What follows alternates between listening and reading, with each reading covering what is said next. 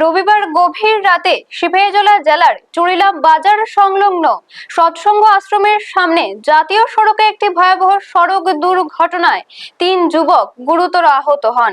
স্থানীয় সূত্রে জানা যায়, মেলাঘর থেকে 4 বন্ধু একটি বিলাসবহুল গাড়িতে করে যাচ্ছিলেন। অভিযোগ, তারা মদ্যপ অবস্থায় অতিরিক্ত গতিতে গাড়ি চালাচ্ছিলেন।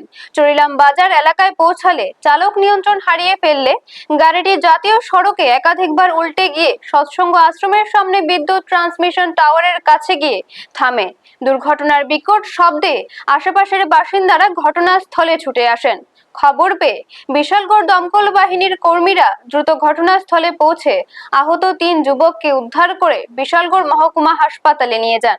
অপর এক আরোহী অক্ষত অবস্থায় ছিলেন। দুর্ঘটনার সঠিক কারণ জানতে পুলিশ তদন্ত শুরু করেছে। ব্যুরো রিপোর্ট, নিউজ তৎকাল 24। সময় সেটা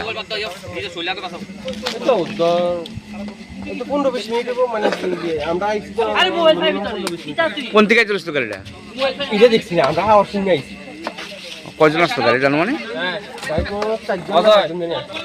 দেখি মানে একবারে গড়িতে গড়িতে এনে বসছে না? আমরা বিকট হাওয়ার সঙ্গে আইছি। এই জায়গাটার নাম কিটা? চলিলাম চলিলাম বাজার। এটা কি গ্যাংয়ের লোকে লাগলো? গাড়িটা গ্যাংয়ের লোকে লাগলো।